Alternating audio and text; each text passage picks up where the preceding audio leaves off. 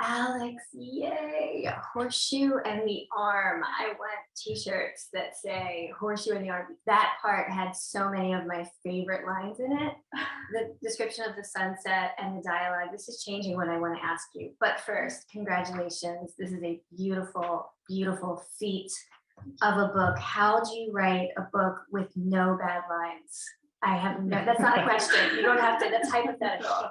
It's rhetorical. Congratulations. For those of you who haven't read the beautiful New York Times profile that was just published with the gorgeousness and the gorgeous photos and the amazing write-up. I was sweating so hard. You were what? I was sweating so hard. Was that in the desert? Did they? Yeah, it was 109 degrees, and I was sweating as fast as the wind, which was really strong, could just whip it away. Well, you could not tell. Those photos were beautiful and surreal. It just added to the surreality. I think it was wonderful. You're so kind to my ego. That's what I'm here. It's literally why I'm here for, and it's a delight. I have questions prepared, and those of you at home, throw any questions you might have into the Q&A, and we will get to them. At the end, you'll have plenty of time to ask Alex all of your questions. The first question I wanted to ask was, let's start with an easy one. There are no gotcha questions here.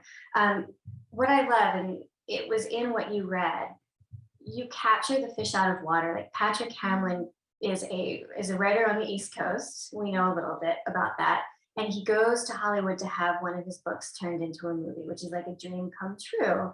But then, everything kind of spirals out of control, and he finds himself in this like widening gyre of ego nonsense until, the stunning conclusion.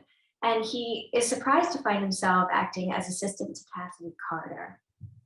And she is, someone who has been famous for most of her life. The character is so wholly engrossing and wonderful. And so those are the two hands, and the two hands are Patrick Hamlin and Cassidy.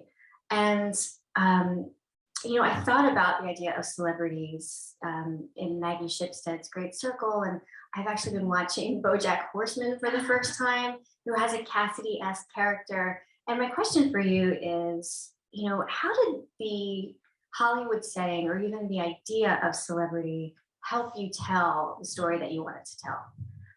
Thank you so much, Marie, for all your kindness and for that question. I think sometimes when I think about describing this novel, it feels like it's four totally different things yoked together. Like we usually don't think that celebrity culture has anything to do with ecological catastrophe.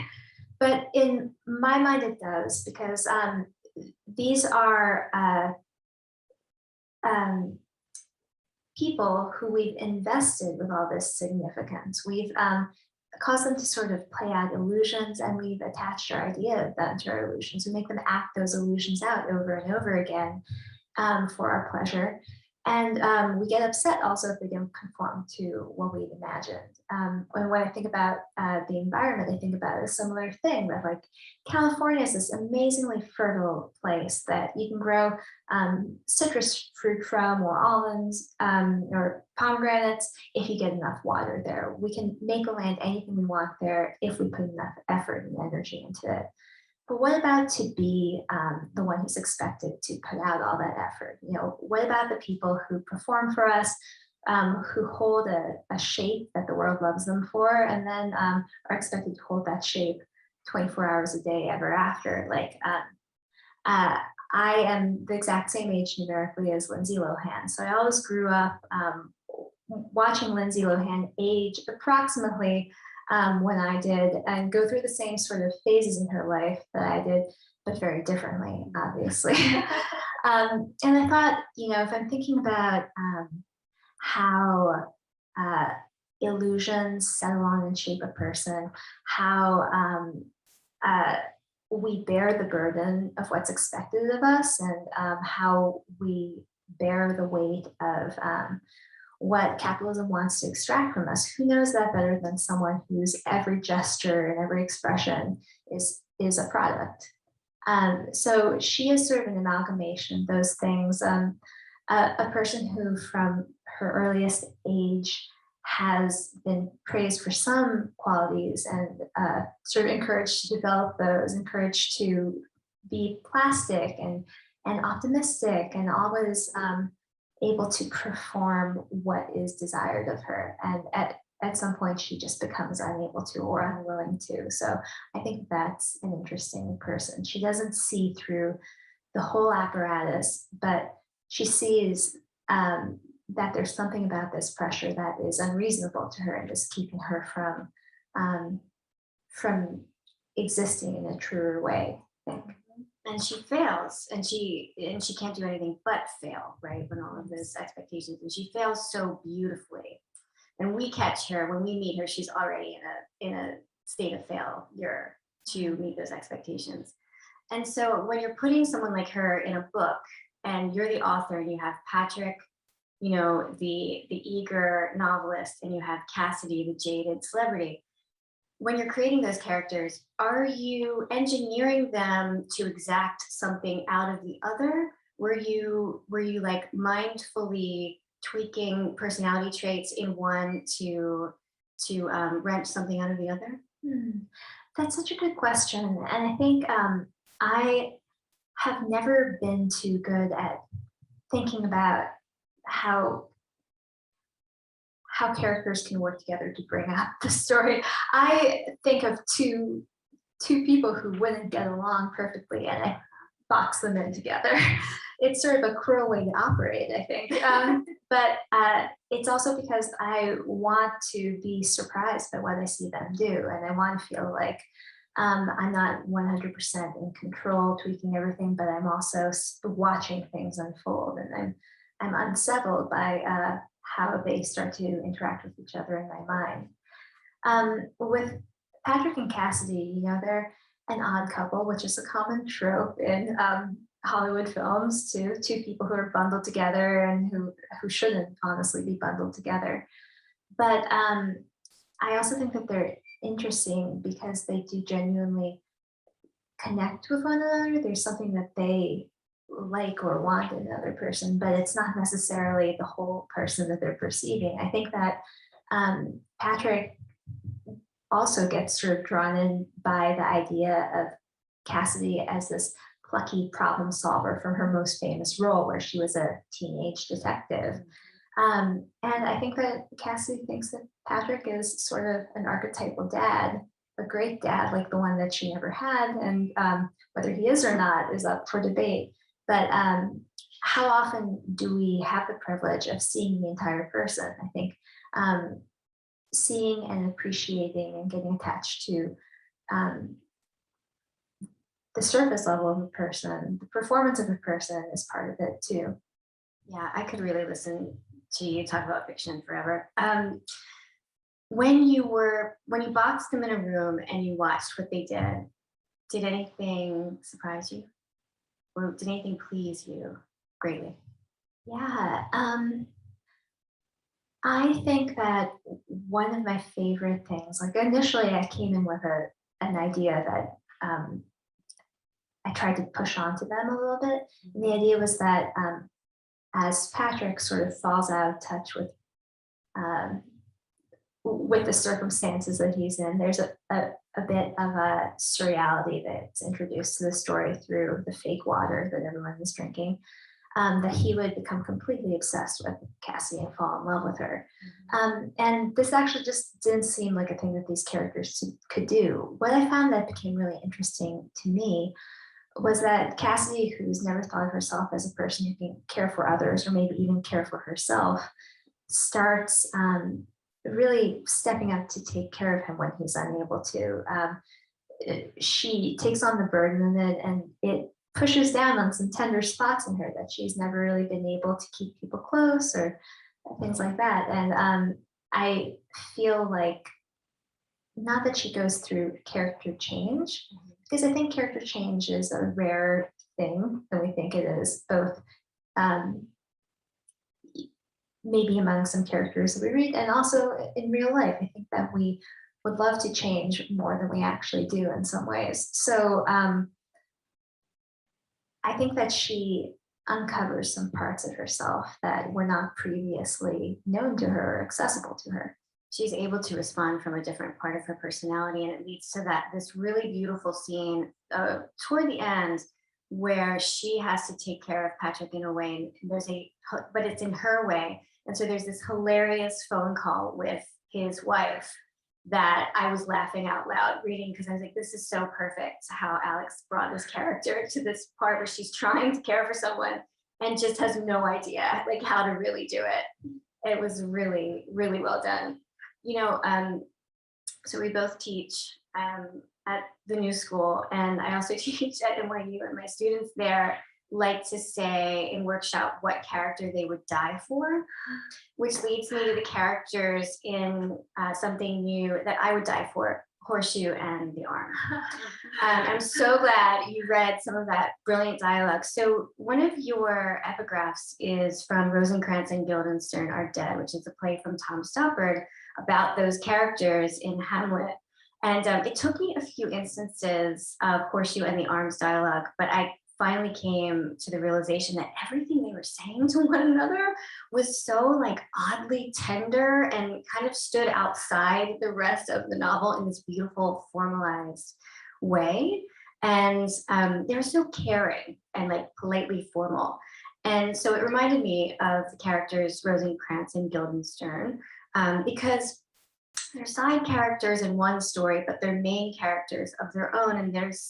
And the way you resolve their arc is so brilliantly Samuel Beckettian, if that's a word, which it probably isn't. And so my very non-academic question is, like, when did these characters show up for you, and just how fun were they for you to write? They were so fun to write, and I hope that there isn't too much fun in the book for that reason. But that I love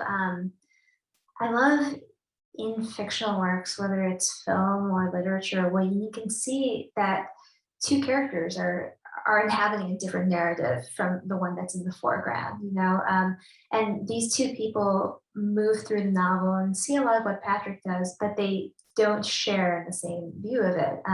They provide a sort of running commentary sometimes that is often, very close to how I think about and process things in the world. So if I had another partner just like me, kind of undistinguishable, not even possessing a real name that can be used to differentiate them from me, like this is the conversation that we would have between us. I love that. Yeah. So they're kind of like your voice. They're kind of my voice, and they're also,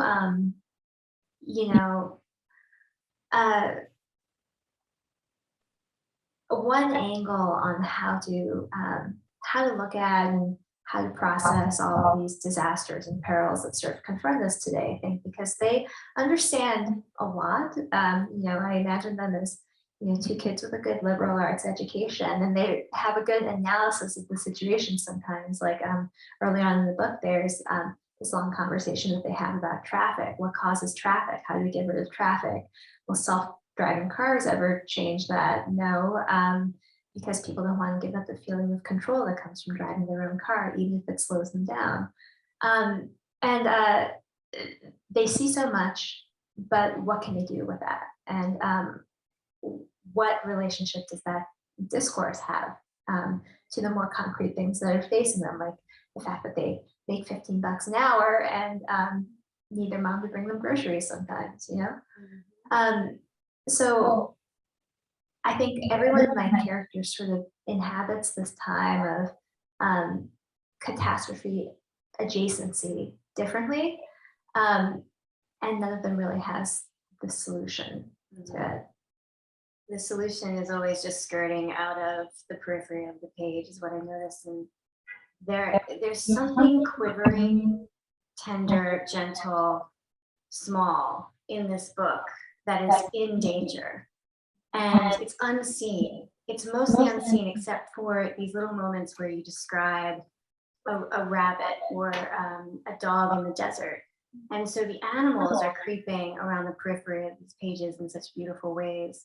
And I feel like each character is like on the edge of these discoveries, but like you said, never really has the solution. So this great fragility is evoked by everything you've put in play here. That is, it's very hard to describe, but it's very palpable when you read it. And when you all read it, you will feel this great holy message, the big picture, TBP. I feel like we should talk about another character that is present but never speaks, which is the water. Water? How do you pronounce it? Water. But really, I want you at home to sound that on your own. And if you want to send me a video of you trying to do that, then I would die with happiness. Yeah.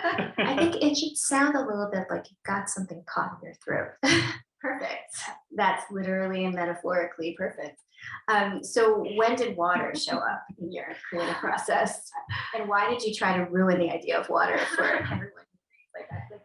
Well, I hope that water, which is a synthetically derived, factory-made water substitute that is almost exactly like water, just a little more so. It was one of the first pieces of this book, I think, because if in my first novel I was investigating sort of food and the body, which are two different but very related materials, water is another component like that, like omnipresent, usually ignored. We drink it without thinking about it. We waste it without thinking about it. We depend on it for every physical process that we have, and yet rarely do you see water make an appearance in literature as the sort of vital substance that it is. I'm also from Colorado, which, like California, is, you could say it's in a sort of perpetual state of drought or intermittent state of drought, but it might be more exact to say that it's a land of water scarcity, and that the sort of habits and ways of living that we bring to that location are out of step with what that area can really sustain. So turning your attention to water and all the different times it appears in your life, how it moves through your life, is also a way of recognizing, I think, our place in the ecology that we're in more exactly. And I thought, maybe cynically, that if we did run out of water and there were a way to manufacture it cheaply, we would definitely do that. We would not try to change our lifestyle. We would do the thing that lets us keep, taking, as my husband sometimes says, he says, I take Hollywood showers. He says I take very long showers. But it's true, I do some thinking in there. So Hollywood shower is very long or very short? Oh, I guess it's a long, luxurious shower, which I take in New York City sometimes because I don't feel the same pressure that allow you to think in the shower. It's true. Let's see. I guess I was going to ask this last, but I'm thinking of like what it all adds up to. And in the book, it's called The Big Picture, TBP. And I was thinking like the holy message, thinking about the parts of the novel, the water and Horseshoe in the Arm, the subsidiary characters, and then the main characters, Patrick and Cassidy, and then, what's flirting under the surface, and his wife and daughter on the East Coast, which is another arc that's going through the book as well. It's written as like a realer than real prophecy about the environment, though I wouldn't say I catch you being that cynical in the book, because the relationships are still defined by caring for others, So it's kind of like man against, or women against nature, with no cynicism. But I was wondering, like, as you were writing it, what feelings or emotions or facts were you writing toward, and did it change? Because I saw you a few times throughout the course of this novel, and I know that the process, was as it should be, and as it always is, up and down. So what feelings and facts did you begin to write toward, and did they change as you were writing? Yeah, I mean, while I was writing it, so much changed. And one important thing might be that I thought I was writing a near future novel, whatever that means. I didn't know exactly how many years into the future it was, but it was a world that I sort of see projected in uh, forecasts about climate change, forecasts about an increasingly dry and water scarce West. And by the time that I was finishing my draft and then doing edits, that was actually the future that I was living in. I was in Colorado, where you know um, Marie passed by on a distance road trip, and we had a hike in these mountains that I spend a lot of time in. Um, these mountains that are normally so crisply visible from where I grew up were sort of like a gray shape that you can see just dimly over there. Um, so I think one thing that I was driven by was picturing and making concrete how we relate to this future that we know is coming, but isn't necessarily here. Now that it feels like it's more here, I think the question is, uh, what are the affects that go along with living in this time? How can we see more clearly how we feel, how we relate to perils of all kinds, and to their proximity, to the way that they change or shift our lives? And how can we figure out then what are these affects, what are these emotions in response to that situation, um, are meaningful to us, are useful to us, can help guide us into this time that's coming. So um, it is an unwieldy book in a lot of ways, because in every book that I write, I want to stuff a lot of feelings into it that I feel very strongly or feel regularly, and that I need to make concrete there on the page in front of me. So one of those is that Patrick is on the West Coast and he's having his own plot line.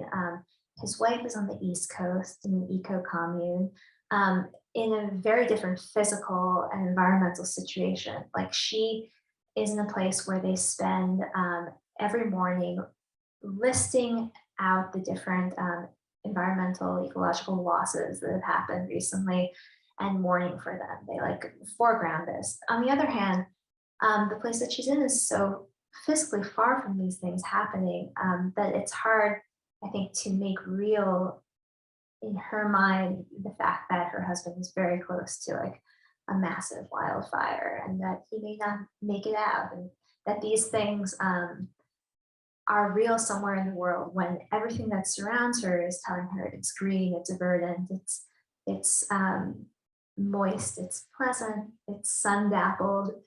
Um, and I think this is something that we need to think about and work toward, as individuals right now. Like, uh, we're confronted with and have so much access to news about different um, catastrophes and crises happening, and yet they exist in this somewhat abstract state for us. So, and what's needed is to be able to join, like, the idea that water shortage in one place is related to a hurricane and the deluge someplace else, even though they seem conceptually different, they seem sensorially different. They are all connected to this one thing that will manifest differently for other people, and that often seems to be taking place in an elsewhere that doesn't affect you. So how can we be more affected, and how can we join these different elements into a true representation of the crisis that we're confronting in climate change? Um, I think it's a conceptual problem, it's a social problem, and it just results in a whole bunch of feelings that are difficult to name right now. But you do a good job. And it's like the attempt is beautiful, and the attempt is a lot of the point. And it didn't seem like you were necessarily skewering a place like Earthbridge, but you definitely beautifully represented the juxtaposition of being, an activist and mourning and being aware of the problem while being very far away from it and not able to help. about the two? Yeah, I think that I I don't try to screw a place like Earthridge because I think that there's something very appealing about that to me, about like accounting for and dealing with your feelings about the decline of the world, or dealing with your feelings about loss and grief of all kinds right now. I think that we're all carrying a lot of that burden around within us in a way that's only partially addressed at best, you know? At the same time, I think one of the saddest things is, for example, apocalyptic preppers who start prepping too early, you know, and then they've removed themselves, they've extracted themselves from their life, and the thing never really comes. You know, they devoted their life to an event that they'll never really experience into a situation that they're prepared for, but in a non-functional sort of way. You know? So it's just a big question with an even larger question mark by it. How should we be in this world? What should we do next? And how can we grow so that we can adequately respond and think about what the right response would be? And to your credit, you avoid epiphany. So I want to thank you as a reader for that too, because I was 3/4 of the way through and I'm thinking, how is she going to end this? That is the toughest part of a book with these themes. How well, and any book, but how do you end it, and you do so beautifully. And getting a signal that we are ready for Q&A. So hopefully you all have thrown in some questions for our brilliant author. Yeah, absolutely. So I'll just read out a couple here. The first question comes from James, who asks, there are at least a couple stories and information that reference environmental themes and concepts. Do you consider any of your short stories to be spiritual predecessors to something new under the sun? Thanks, James. That's a really great question. You know, I do think there's a real link to some of my short stories, but it sounds silly to say, well, the one where the lobsters come up from the sea and people have to eat them to survive is related to. But it is. I mean, well, it is connected to me because I think, you know, our lives are dependent on the external world, the natural world. Everything that we have is extracted from the natural world, and we are totally intermingled and interdependent with it. And I think that this sort of agency and value and preciousness of that world is often, you know, sidelined in how we think about things. And so to you know, bring a lobster back to life, or to make a piece of veal seem like this incredibly complex, fraught and long-lived, interconnected, interwoven thing, I think all reminds us sort of the larger context in which we exist. Okay, so here's a question from Will, who asks, as you're writing, do you look to continually find inspiration to keep the writing dynamic and fresh? And how often are you willing to consume said inspiration? Yeah. I mean, yeah, I'd be curious about Maria's answer to this too. Like, I think I've met some writers who say that they don't read while writing. And I'd say that I'm a less good reader while I'm writing because I pick things up and put them down a lot, but I pick things up and put them down a lot. Like, I think a really helpful thing to do when you are stuck at the sentence level is to look to other people's sentences. I keep a stack of books around me that has poetry in it, it has science writing in it, it has fiction in it that I really love. And for one thing, it reminds you that yes, it is possible to write sentences. Yeah, sometimes we all need a reminder. But to just hear a rhythm and then play off it with a rhythm of your own, to hear a phrase and then let it stoke something in you is really important to me. And I think that with no input, it would be really difficult for me to output. And I'll just add, because it does have to do with Alex's work, our agent Claudia Ballard is here, so she knows that I am currently on deadline for my novel. And so I read something new, and I was so excited because I was like, I can't wait to read Alex's new novel because it'll show me that it's possible again. And it's also thematically different from what I'm writing, which helps. So you helped me remember that it's actually possible to write a novel, and that is a necessary reminder all the time. But guys, you need to know that you want Marie's next novel. I feel like I've been waiting for it. She hasn't read it, so she doesn't know. I know it has a genealogical relationship with one of my favorite things you've ever written. Oh, okay. Yeah, and and isn't also sort of about like an alien on planet Earth. Yeah. I think like that idea appeals to me so much, and seeing how you're going to make everything that is so ordinary and inert like strange and new and magical again is like, well, we'll that's see. my thing. ... Right, that's the hope. Watch for it. Okay. All right. So this next question comes from Richard, which is another question having to do with inspiration.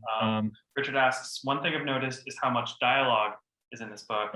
What inspired incorporating so many more conversations and voices compared to your previous ones? Yeah, I think like my first book was such a claustrophobic and insular book. Like I feel like I needed there to be just very small apertures of conversation, just the bare minimum necessary in a way to keep that feeling and not break the sort of spell of that, of like, you know, single figures set against landscapes that are strange and vast. But in this one, there are a lot of people talking to one another, and there are a lot of people who are sort of slightly misunderstanding what the other person is saying, or angling for sort of satisfaction from a conversation that they can't manage to extract from the other person. So I think it's partly of a piece with, you know, a world where people are bumping into each other more often, and partially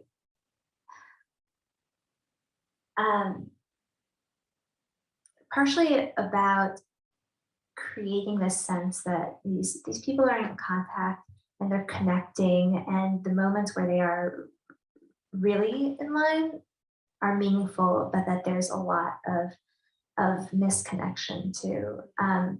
I think one of the sort of sadnesses of this book is the way in which people can't get what they want.